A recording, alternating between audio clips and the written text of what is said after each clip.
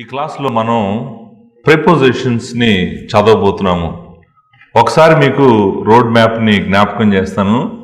మనం basics complete చేసాము ఇప్పటి వరకు.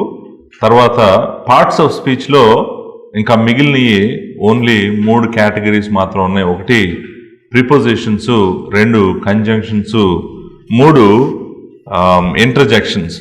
ఈ 3 మిగిలినవి అనమాట. వీటితో ఈ 3 కనుక కంప్లీట్ చేస్తే మనం కంప్లీట్గా పార్ట్స్ ఆఫ్ స్పీచ్ అయిపోతుంది. అంటే basic building blocks of English language grammar అయిపోతుంది అనమాట.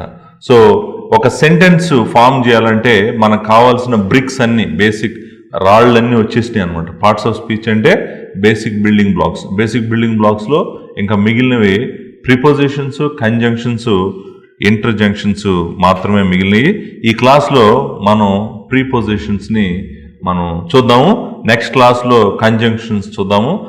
ఇంటర్జెక్షన్స్కి సెపరేట్ క్లాస్ ఏమీ లేదు, ఎందుకంటే అది చాలా చిన్న సబ్జెక్ట్. మేబీ నేను కంజంక్షన్స్ చెప్పిన తర్వాత లాస్ట్లో ఇంటర్జెక్షన్స్ గురించి కూడా నేను బ్రీఫ్గా మాట్లాడతాను, ఎందుకంటే అది పెద్ద సబ్జెక్టు కాదు, అంత డిస్కస్ చేయాల్సిన అవసరం కూడా ఆ లాస్ట్ పాయింట్ మీద లేదనమాట. సో బేసికల్గా ప్రిపోజిషన్స్ చూద్దాము మేబీ ఈ క్లాస్లో.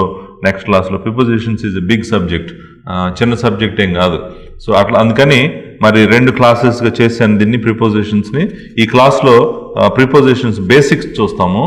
నెక్స్ట్ క్లాస్లో మనం ప్రిపోజిషన్స్ యొక్క ఫంక్షన్ చూస్తాం. సెంటెన్స్లో ప్రిపోజిషను ఆర్ ప్రిపోజిషనల్ ఫ్రేజెస్ ఎలా ఫంక్షన్ చేస్తాయి అనేటువంటిది, ఎలా పనిచేస్తాయి అనేటువంటిది నెక్స్ట్ క్లాస్లో మనము చూద్దాము. సో ఈ బేసిక్స్లో నేను 8-9 పాయింట్స్ మనం నేర్చుకోవాలి. ఒక్కొక్క పాయింట్ నేను జాగ్రత్తగా చెప్తాను, మీరు ఫాలో అవ్వండి. వెరీ ఇంపార్టెంట్, ఎందుకంటే ప్రిపోజిషనల్ ఫ్రేజెస్ పాల్ బాగా వాడతాడు, చాలా ఎక్కువ వాడతాడు అనమాట. So in Christ, in the heavenly places, ఇట్లా పాలు మీరు ఒకసారి ఎఫిషియన్స్ 1 నేను గ్రామాటికల్ అనాలిసిస్ చేసిన వీడియో చూస్తే అబండెంట్ ప్రిపోజిషనల్ ఫ్రేజెస్ అనమాట. సో ప్రిపోజిషనల్ ఫ్రేజెస్ స్క్రిప్చర్లో వీటిని అర్థం చేసుకోవాలంటే ఇవి ఎలా వాడబడుతున్నాయి, యాడ్జెక్టివ్స్ లాగా వాడబడుతున్నాయా, లేకపోతే యాడ్వర్బ్స్ లాగా వాడబడుతున్నాయా, లేకపోతే ఈ ప్రిపోజిషనల్ ఫ్రేజెస్ని నౌన్ లాగా వాడుతున్నాడా అంటే ఆథర్ మైండ్లో ఉన్నది మనం అర్థం చేసుకోవాలంటే ఎప్పుడు కూడా బైబిల్ని గ్రామాటికల్గానే చదవాలి. గ్రామాటికల్గా చదవాలంటే గ్రామాటికల్ కేటగిరీస్ తెలియాలి. తెలియటంతో పాటు క్లియర్గా తెలియాలి మనకు, ఇది ప్రిపోజిషనల్ ఫ్రేజు, ఈ సెంటెన్స్లో ఇది యాడ్వర్బ్ లాగా పనిచేస్తుంది, అంటే వర్బ్ను మాడిఫై చేస్తుంది.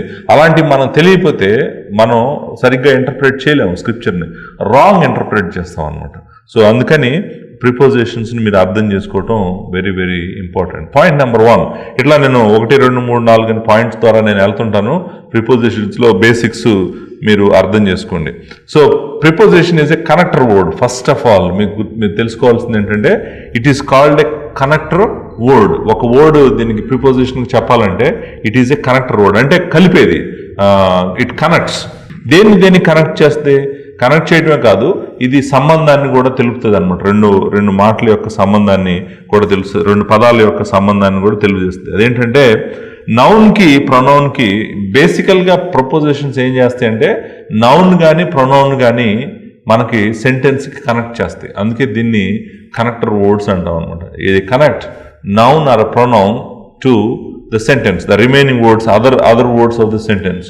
సో నౌన్ని మనం సడన్గా తీసుకొచ్చి నౌన్ ఎక్కడ పడితే అక్కడ పెట్టలేము. దానికి ప్రాపర్గా ఆ నౌను ఎలాంటి రిలేషన్షిప్ కలిగి ఉంది మిగిలిన సెంటెన్స్తో, స్పేస్ రిలేషన్షిప్ కలిగి ఉందా, టైం రిలేషన్షిప్ కలిగి ఉందా, లేకపోతే డైరెక్షన్ రిలేషన్షిప్ కలిగి ఉందా, ఏ సంబంధం కలిగి ఉందా అనేటువంటిది మనకు తెలియాలి. సో ఈ ప్రిపోజిషన్ ఏం చేస్తుందంటే నౌన్ కానీ ప్రొనౌన్ కానీ తీసుకొచ్చి సెంటెన్స్కి కనెక్ట్ చేస్తుంది, మిగిలిన వర్డ్స్కి కనెక్ట్ చేస్తుంది అనమాట.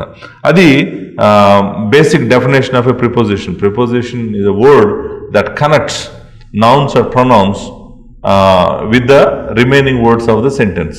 అది మెయిన్ డెఫినేషన్ అనమాట. సో అంతేకాకుండా రిలేషన్షిప్ని కూడా చూపిస్తుంది. ఎవరికి ఈ నౌన్కి మిగిలిన సెంటెన్స్తో ఉన్న రిలేషన్షిప్ని చూపిస్తుంది అనమాట. ఎలాంటి రిలేషన్షిప్ ఉంది, స్పేస్ రిలేషన్షిప్పా, టైం రిలేషన్షిప్పా, ఏజెన్సీ రిలేషన్షిప్, ఆ రిలేషన్షిప్స్ నేను కొంచెంసేపట్లో మాట్లాడతాను. ఆ రిలేషన్షిప్స్ని కూడా ఇది సూచిస్తుంది అనమాట. ఇది point number 1. Point number 2, prepositions ఉత్త ప్రిపోజిషన్ సెంటెన్స్లో జనరల్గా మీకు కనిపించదు. అంటే నౌన్, నేనేం చెప్పాను, ప్రిపోజిషన్ పని ఏంటి, నౌన్ని సెంటెన్స్కి కనెక్ట్ చేస్తాయి, ఆ ప్రొనౌన్ని సెంటెన్స్ కనెక్ట్ చేస్తాయి. సో కనెక్ట్ చేయకుండా ఒక్క ప్రిపోజిషన్ ఎక్కడన్నా సెంటెన్స్లో కనపడుతుందా అంటే కనపడటానికి అవకాశం ఉంది, వెరీ రేర్. బట్ అట్లా కనుక ఉందంటే ఒత్త ప్రిపోజిషనే ఒట్టి ప్రిపోజిషనే ఉందంటే అది ప్రిపోజిషన్ లాగా ఫంక్షన్ చేయట్లేదు సెంటెన్స్లో, ఇంకేదో పని చేస్తుంది. అదేంటో మనం చూద్దాం. మోస్ట్ ప్రాబబ్లీ నెక్స్ట్ క్లాస్లో నేను చెప్తాను. అది ఓన్లీ ఒక ప్రిపోజిషన్ లాగా ఉండి ఒకటే కనుక సెంటెన్స్లో ఉంటే అది ఎలా ఉంది, అది ప్రిపోజిషనే కానీ చూడటానికి, అది కానీ ప్రిపోజిషన్ లాగా అది పని చేయట్లేదు అనమాట. They are no longer functioning as a prepositions అనమాట. ఇది రెండో పాయింట్. మూడో పాయింట్, ప్రిపోజిషన్ ఎక్కడ ఉంటుంది సెంటెన్స్లో, ఎక్కడ ఉంటుంది అంటే ప్రిపోజిషనల్ ఫ్రేజ్కి బిగినింగ్లో ఉంటుంది అనమాట.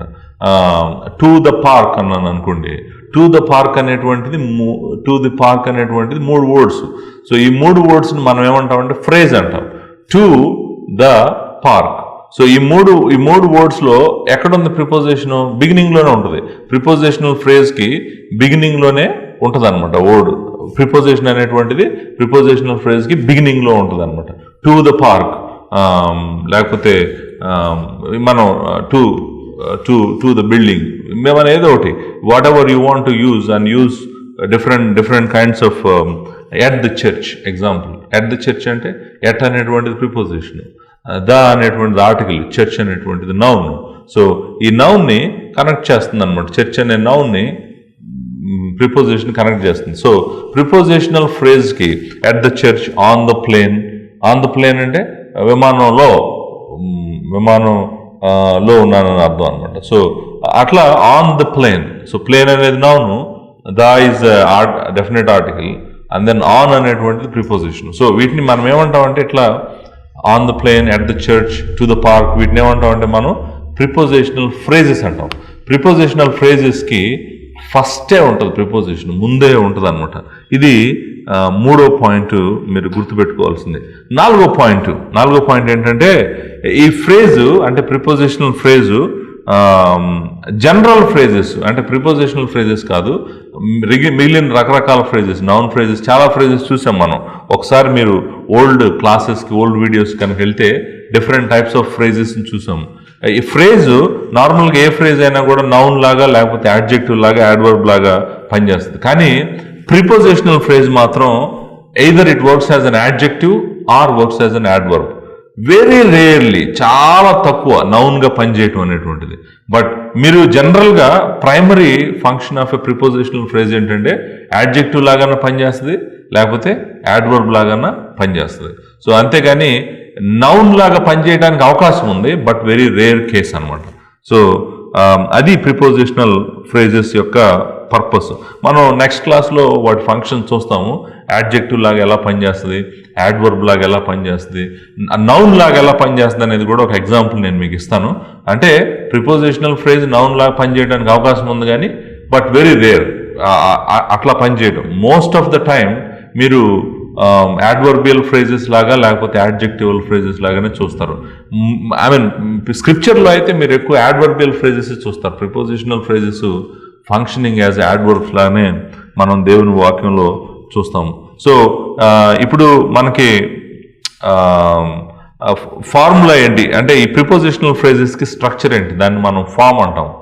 ఆ స్ట్రక్చర్ ఏంటంటే ప్రిపోజిషన్ ఉంటుంది, తర్వాత ఆర్టికల్ ఉంటుంది, తర్వాత ఏముంటుంది, నౌన్ కానీ ప్రొనౌన్ కానీ ఉంటుంది. ఒకవేళ నౌన్ కానీ ప్రొనౌన్ కానీ మాడిఫై చేయడానికి మధ్యలో యాడ్జెక్టివ్ వచ్చి కూర్చుంది అనుకోండి, కూర్చోవచ్చు.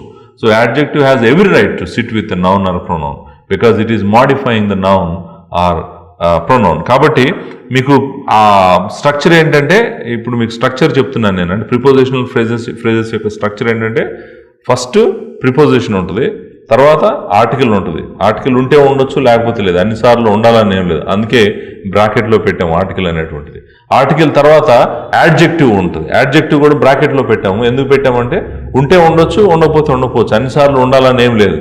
తర్వాత ఏముంటుంది, నౌన్ కానీ ప్రొనౌన్ కానీ ఉంటుంది, గ్యారంటీగా నౌన్ కానీ ప్రొనౌన్ కానీ ఉంటుంది. So preposition plus article plus adjective plus noun కానీ ప్రొనౌన్ కానీ. సో బేసికల్గా ఈ ప్రిపోజిషన్ ఏం చేస్తుంది, ఈ లాస్ట్లో ఉన్న నౌన్ ఉందే ఆ నౌన్ తీసుకొని మిగిలిన సెంటెన్స్ కనెక్ట్ చేస్తుంది అనమాట.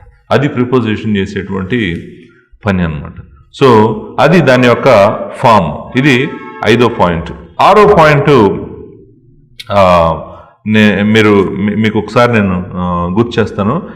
Every prepositional phrase begins with a preposition, ends with a noun కదా, మీకు ఆల్రెడీ తెలుసు. సో ఈ స్ట్రక్చరు మీకు అర్థమైంది అనుకోండి. Every prepositional phrase starts with preposition and ends with a noun. So మిగిలిన మధ్యలో ఏముంటాయి? ఆర్టికల్ ఉంటే ఉండొచ్చు, యాడ్జెక్టివ్ ఉంటే ఉండొచ్చు, లేకపోతే లేదు. అదొకటి మీరు గుర్తుపెట్టుకోండి. బట్ నాట్ నెసెసరీ, కంపల్సరీగా ఉండాలని ఏమీ లేదనమాట.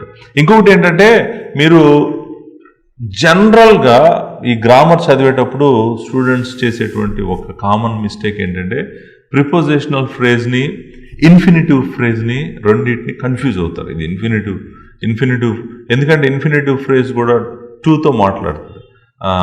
I am going to the park to run అని అనుకోండి. టు ద పార్క్ ఉంది, టు రన్ ఉంది, రెండు ఉన్నాయి. ఒకటే ఏంటి? ఒకటే ప్రిపోజిషనల్ ఫ్రేజ్, ఇంకొకటి ఇన్ఫినిటివ్ ఫ్రేజ్. ఇన్ఫినిటివ్ ఫ్రేజ్ని ప్రిపోజిషనల్ ఫ్రేజ్తో కన్ఫ్యూజ్ చేసుకోవద్దు. ఇన్ఫినిటివ్ ఫ్రేజెస్ గురించి నేను ఇన్ఫినిటివ్స్ చెప్పినప్పుడు చెప్తాను. ఇంక ఇన్ఫినిటివ్స్ నేను మీకు చెప్పలేదు. పార్టిసిపుల్స్ ఇన్ఫినిటివ్స్ వస్తున్నాయి. సో ఇన్ఫినిటివ్ ఫ్రేజ్ అయితే కనుక ప్రిపోజిషన్తో పాటు, టు అనే ప్రిపోజిషన్తో పాటు వర్బ్ ఉండాలి. కానీ ప్రిపోజిషనల్ ఫ్రేజ్లో వర్బ్ ఉండదు. ప్రిపోజిషనల్ ఫ్రేజ్లో నౌన్ కానీ ప్రొనౌన్ కానీ ఉంటుంది. సో కన్ఫ్యూజ్ కావద్దు మీరు ఈ రెండింటికి. ప్రిపోజిషనల్ ఫ్రేజ్కి ఇన్ఫినిటివ్ ఫ్రేజ్కి మధ్య కన్ఫ్యూజను అస్సలు కావద్దు. తర్వాత ఈ లాస్ట్లో ఉంది కదా నౌను, మనం ప్రిపోజిషను, ఆర్టికల్, యాడ్జెక్టివ్, నౌన్ ఉంది కదా, నౌన్ కానీ ప్రొనౌన్ కానీ, దాన్ని ఆ నౌన్కు ఉన్న పేరు ఏంటంటే, లేకపోతే ఆ ప్రొనౌన్కు ఉన్న పేరు ఏంటంటే ఆబ్జెక్ట్ ఆఫ్ ద ప్రిపోజిషన్ అంటాం. ఆబ్జెక్టే కదా ప్రిపోజిషన్కి ఏంటిది? ఆబ్జెక్ట్ ఆఫ్ ది ప్రిపోజిషన్ అని అంటాం. అది కూడా మీరు గుర్తుపెట్టుకోండి. సో ఆబ్జెక్ట్లో ఉంది కాబట్టి నౌను ఏ కేసులో ఉండాలి? ఆబ్జెక్ట్లో ఉంది, ఆబ్జెక్ట్ పొజిషన్లో ఉంది. ప్రిపోజిషన్కి ఆబ్జెక్ట్ లాగా ఉంది కాబట్టి ఆబ్జెక్ట్లో ఉంటే ఏ కేసులో ఉంటుంది? నౌన్ ఉండాల్సిన కేసు ఏంటి? నౌన్ కేసెస్ మీరు మర్చిపోకూడదు, గుర్తుపెట్టుకో. నౌన్ కేసెస్ మర్చిపోయారనుకోండి, ఆబ్జెక్టివ్ కేసులో ఉండాలి, అక్యూజేటివ్ కేసులో ఉండాలి. So objective case or accusative case అని అంటాం అనమాట. సో ఆబ్జెక్టివ్ కేస్ ఎక్యూజేటివ్ కేసులో ఉండాలి, ఆబ్జెక్ట్ ఆఫ్ ద ప్రిపోజిషన్ అంటాం. సో ఎగ్జాంపుల్స్ మనం ఇక్కడ చూసామనుకోండి. టు ద స్టోర్, ఇది ప్రిపోజిషనల్ ఫ్రేజ్, టూతో స్టార్ట్ అయింది, ఆర్టికల్ ఉంది, నౌన్ ఉంది, స్టోర్ అనేటువంటిది. రెండో example, into the vast and untouched desert. చాలా పెద్ద ఎడారి అంట, చాలా పెద్దదంట, అది పాడు చేయలేదంట, మంచిగా ఉందంట. అన్టచ్డ్ అంటే ఇంకా క్లీన్గా నీట్గా ఉందన్నమాట. అన్టచ్డ్ డెజర్ట్, ఎడారి. సో ఇప్పుడు చూడండి, into the vast and untouched డెజర్ట్లో ఇదంతా కూడా ప్రిపోజిషనల్ ఫ్రేజే. ఎన్ని వర్డ్స్ ఉన్నాయి? 1 2 3 4 5 1 2 3 4 5 6 వర్డ్స్ ఉన్నాయి. 6 వర్డ్స్ అంతా కూడా ప్రిపోజిషనల్ ఫ్రేజే. ప్రిపోజిషనల్ ఫ్రేజెస్లో ఏముంది? ఇంటూ అనేటువంటిది ప్రిపోజిషన్, ద అనేటువంటిది ఆర్టికల్, వ్యాస్ట్ అనేటువంటిది అడ్జెక్టివ్, అండ్ అనేటువంటిది కంజంక్షన్, అన్టచ్డ్ అనేటువంటిది again functioning as adjective, and then dessert is a noun. So ఈ వ్యాస్ట్ అండ్ అన్టచ్డ్ అనేటువంటి రెండు యాడ్జెక్టివ్స్ డెజర్ట్ను మాడిఫై చేస్తున్నాయి అనమాట. అంటే డెజర్ట్ని ఎక్స్ప్లెయిన్ చేస్తున్నాయి. ఎలాంటి డెజర్ట్ అంటే అన్టచ్డ్ డెజర్ట్ అంట, ఎలాంటి డెజర్ట్ అంటే వ్యాస్ట్ డెజర్ట్ అంట.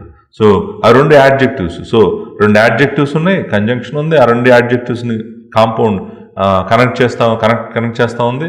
తర్వాత మనకి ఆర్టికల్ ఉంది, తర్వాత దాని ముందు ప్రిపోజిషన్ ఉంది. సో దీన్ని మనం ఏమంటామంటే ప్రిపోజిషన్ అంటాం. ఆ డెజర్ట్ అని ఉంది కదా, దాన్ని డెజర్ట్ని మనం ఆబ్జెక్ట్ ఆఫ్ ద ప్రిపోజిషన్ అంటాం అనమాట. ఎందుకంటే ప్రిపోజిషన్కి అది ఆబ్జెక్ట్ లాగా పనిచేస్తుంది కాబట్టి. సో ఈ నౌన్ని మెయిన్ సెంటెన్స్కి మెయిన్ సెంటెన్స్ కనెక్ట్ చేసేదే ప్రిపోజిషన్. ఈ కనెక్ట్ చేసేటువంటి రిలేషన్షిప్స్ ఎలాంటి రిలేషన్షిప్స్ ఉంటాయి అనేటువంటిది ఇప్పుడు నేను మీకు కొన్ని ఎగ్జాంపుల్స్ చెప్తాను. ఎగ్జాంపుల్, స్పేస్ రిలేషన్షిప్ ఉండడానికి అవకాశం ఉంది. I am going to the church. Example, I'm going to the church. ఇప్పుడు ఆ రిలేషన్షిప్ ఏంటి? I'm going, where you are going, దానికి టు ద చర్చ్ అనేటువంటిది యాడ్ చేశాను నేను.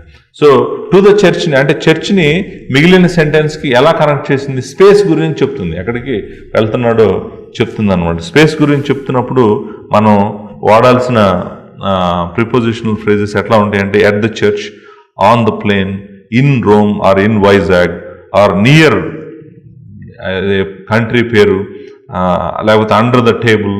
అండర్ అనేటువంటిది ప్రిపోజిషను, టేబుల్ అనేటువంటిది నౌను, ద అనేటువంటిది ఆర్టికల్.